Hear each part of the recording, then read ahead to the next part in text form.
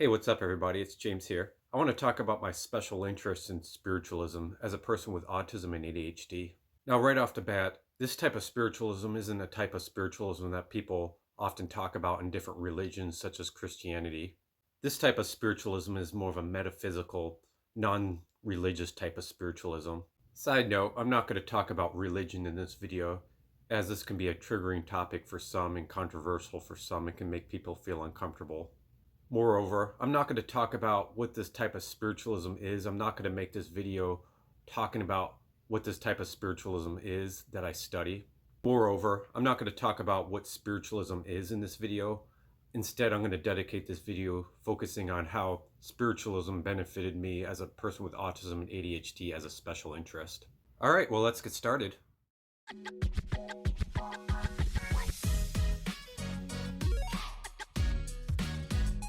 My interest in spiritualism basically came from my mom, who she also was interested in spiritualism. Well, she was interested in spiritualism when she was younger, but eventually lost interest as she got a bit older.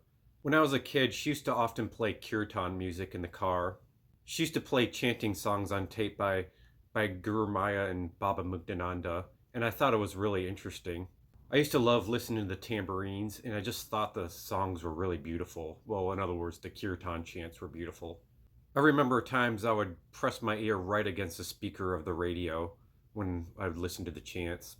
One time I remember sitting in the back of the trunk of my mom's station wagon while she was driving, crouched up against the speaker. I remember essentially being my only type of music that I liked. I didn't really care for other kinds of music. And it wasn't that I didn't listen to top 40 music, I did, because my sister used to listen to music all the time in the car, so I was familiar with it.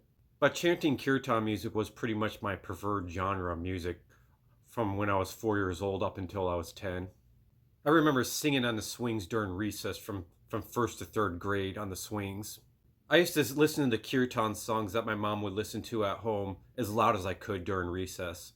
Everybody in the playground would hear me sing Hare Krishna and many of my other favorite kirtan songs. When I look back now, I'm kind of lucky that I didn't get made fun of. But then again, we were all young and no one had any idea what I was singing about, and I could have just been singing about anything. So people just thought that was cool for the fact that I was singing songs. I also didn't really have any idea what kirtan music really was, I just liked it. I remember when I was in first grade, my mom took me to an ashram in Fallsburg, New York, where they a lot of times sang those type of kirtan music, and I thought it was really cool hearing the music live. We volunteered for 2 days and just helped out in the kitchen, and I thought it was really fun. I, however, stopped getting into kirtan music after I was 10, but my mom continued to still be into spiritualism. When I was a kid, all the way up through my teenage years, I was often depressed and unhappy due to my autism struggles. I didn't like feeling different. I didn't like struggling with school. I didn't like having sensitivity struggles, such as with sensitivity to clothing and other sensory processing struggles. I had a full-time aide in elementary school, and that made me feel different and singled out. And as I got older and took socialization more seriously and realized the importance of friendships, once I moved from Massachusetts to Michigan in 8th grade, I became unhappy due to the fact that I started noticing my social struggles and my struggle to fit in socially. So I often felt unhappy and even depressed. I felt very insecure and had low self-esteem. I really just didn't like myself when I was younger, and I also didn't like the fact that I had trouble regulating my emotions, such as my anger. But as an older person, I realized my anger was coming from a valid reason. I realized that there was something wrong, and my anger was telling me that. However, I made myself feel shamed for my anger because I felt like it was a bad emotion. Feeling shameful about my anger and believing it was a bad thing did not help me react to my anger in a healthy way, but also in addition just made me feel shameful on top of it. So as an autistic person when I was younger, life was pretty rough when I was younger. Luckily, my mom was a good person to talk to. I would constantly talk to her about my struggles, and she was always there to listen, and that made me feel a bit better. Now, it didn't really fix the problem, but having someone to listen and care really made me feel better, and it did help. And I know she always did try to help me, which was huge. Eventually, she did do something that really helped. When I was a mid-teenager in Michigan, around 17 years old, she decided to share her interest in spiritualism to me. She felt if she shared the stuff that she learned about spiritualism and shared some of the books that she's read that has helped her learn about spiritualism, she felt it might help me. Spiritualism is a touchy subject and not a lot of people believe it. And if it's something that you don't believe, that's perfectly fine and perfectly okay. You shouldn't feel ashamed of that. However, when I started reading the books about the spiritualism stuff that she read, it definitely resonated with me. And it was definitely something that I found helpful. In fact, it immediately helped me. It was like an aha moment. This came from some books from a particular author that she was reading at the time. The aha moment came when I realized that spiritualism basically taught you that you can let go of fear and suffering. All my life up to that point, I believed that fear and suffering is something that you can't get rid of, but instead something that you inevitably have to suffer through. And it was so liberating. In fact, it was the best feeling I ever felt to realize that this doesn't have to be the case. So from when I was 17 years old at that point in my life up until now, spiritualism has now become one of my biggest special interests as an autistic and ADHD person. Now, I'm not going to talk about what spiritualism is. I'm not going to get into the metaphysics behind it. I'm just simply stating in this video that this special interest has really helped me. Now, if you are interested in learning spiritualism, the type of spiritualism that my mom and I have studied that has really helped me, I would recommend learning about Eckhart Tolle and reading some of his books, such as The Power of Now, which talks about this. Eckhart Tolle has many other books that talk about this sort of spiritual concept too, but I would definitely recommend reading Power of Now. Also, Eckhart Tolle also has some amazing videos on YouTube too, if you want to watch some on YouTube.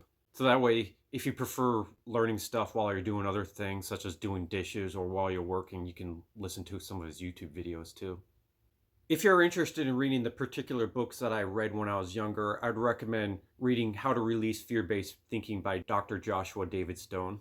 Now, I'm not preaching or anything. I'm not telling you that this is something that you should do too. Only providing a suggestion if this is something that sounds interesting to you. Unfortunately, over the years, as I got a little bit older, my mom stopped getting into spiritualism because it felt like it didn't really help her. Like she got kind of discouraged, stopped getting into it. Fortunately, I didn't let it discourage me. I kept going with it. I tried to get my mom back into spiritualism, but I never could really get her into it again. And I guess that's okay. Everybody's got to follow their own path. Right now may just not be the time for her to continue spiritualism, but maybe she'll pick up on it later in her life. Who knows? But if she does, I'm there for her to help if she needs it. Now, I'm not going to say that spiritualism did pose a couple of challenges when I first started, for example. There were a lot of times when I did kind of doubt it, when I did kind of doubt its legitimacy. There's a small part of me that does kind of doubt that I can let go of fear and suffering. But whenever I think that, I just try to tell myself that I can do it. Don't give up. And I feel like over the years, I believe it more and more and more now. The belief that I can let go of fear and suffering increases more and more, especially now that I've learned more of the metaphysical side of spiritualism too. I meditate 3 hours a day. Another challenge with my special interest in spiritualism is kind of like some of my other special interests, such as power lines, which people might consider kind of weird. A special interest that most people in the world aren't interested in. So it's hard to relate to others. Not a lot of people in this world right now are currently into spiritualism. However, I have a feeling as years goes on, as more decades pass, and as people learn more about life and grow, I think more people are going to be interested in spiritualism and practice it more. Currently, not a lot of people practice spiritualism, at least not a lot. And I used to have trouble accepting that, but now I think it's okay. I think it's okay that people aren't ready.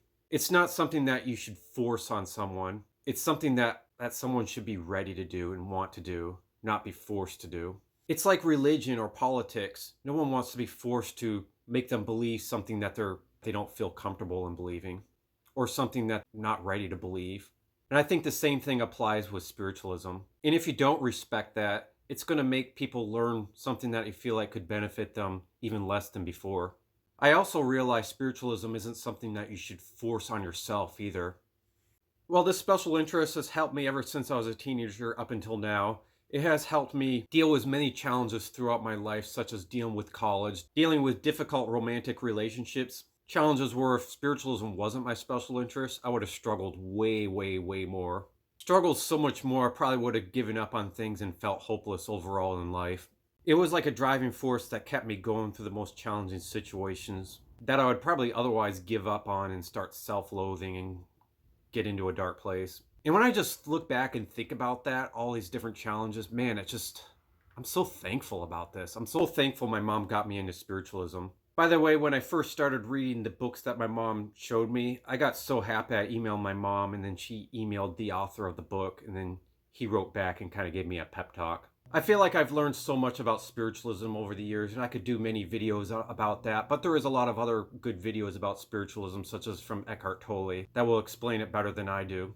But if you are interested in hearing me talk more about spiritual stuff, my perspective and what I've learned, and find that interesting, I could maybe create another YouTube channel where I could do videos focused on spiritualism as a person with autism and ADHD. However, on this channel, I want to focus talking about autism and ADHD in general. Well, this is pretty much my interest in spiritualism in a nutshell as a person with autism and ADHD. Did you find this video interesting? If so, please comment. If there's anything you want to share, are you practicing spiritualism? Let us know in the comments. If you didn't like this video, that's okay too. Just let us know if you want me to do more videos about this sort of topic or other topics about autism. Just let us know in the comments, so then that way I can do some more videos. So that way I can continue to make content that can help you. All right, well, thanks for watching, and bye-bye.